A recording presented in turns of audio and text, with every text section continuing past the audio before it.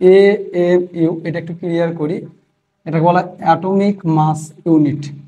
Atomic mass unit, বাংলায় বলা হয় পারমাণবিক ভর একক। পারমাণবিক ভর একক। এএমইউ কি? কোন একটি পরমাণুর পারমাণবিক ভর মৌলের প্রকৃত ভর নির্দেশ করে না। মৌলের প্রকৃত ভর নির্দেশ করার জন্য বিজ্ঞানীগণ যে একক প্রচলন করেন তাকে বলা হয় এএমইউ। তাহলে এমইউ হচ্ছে কি? একটি পরমাণু প্রকৃত ভর নির্দেশ করার জন্য বিজ্ঞানীগণ যে একক ব্যবহার করেন তার নামই হচ্ছে এএমইউ। এএমইউ কিভাবে নির্ণয় করা হয়? পারমাণবিক ভর একক কিভাবে নির্ণয় করা হয়? কার্বন 12 আইসোটোপের একটি পরমাণুর ভর, কার্বন 12 আইসোটোপের একটি পরমাণুর ভর, তার 12 ভাগের 1 ভাগকে বলা হয় হচ্ছে পারমাণবিক ভর একক। তার মানে এটাকে যদি আমি আরো সাজিয়ে লিখি, 1/12 গুণন একটি কার্বন 12 পরমাণুর প্রকৃত ভর।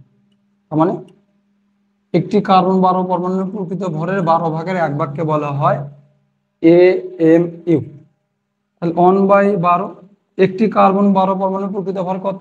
আমরা জানি যে পারমাণবিক ভর বা আণবিক ভরকে গ্রামে প্রকাশ করে মোল বলে। তার মানে কার্বন 12 পরমাণুর ভর কত? তার মানে অ্যাভোগাড্রো সংখ্যা, তাহলে 6.023 10^23টি কার্বন পরমাণুর ভর হচ্ছে আমাদের 12 গ্রাম। তাহলে একে কত? তাহলে 12 বাই অ্যাভোগাড্রো সংখ্যা, এটা হবে 12 বাই অ্যাভোগাড্রো সংখ্যা।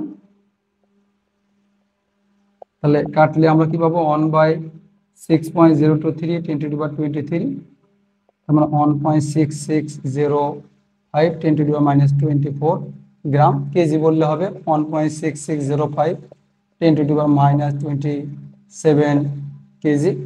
এটাকে বলা হয় 1 AMU। একটা পরমাণু প্রকৃত ভর নির্দেশ করা হয়। তাহলে সোডিয়ামের পারমাণবিক ভর কত?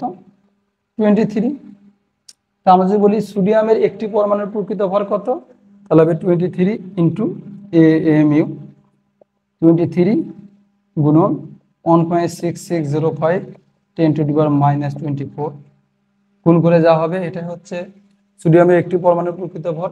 যদি বলতাম যে অক্সিজেনের একটি পরমাণুর প্রকৃত ভর কত, তাহলে অক্সিজেনের কত? 16 গুণন AMU। তার মানে আমরা বুঝতে পারছি কোনো কিছু পারমাণবিক ভর আমরা যা জানি তার সাথে AMU যে মানটা গুণ করলে যেটা পাবো সেটাই হচ্ছে কোন একটা পরমাণুর প্রকৃত ভর নির্দেশ করে। আশা করি বুঝতে পারছো।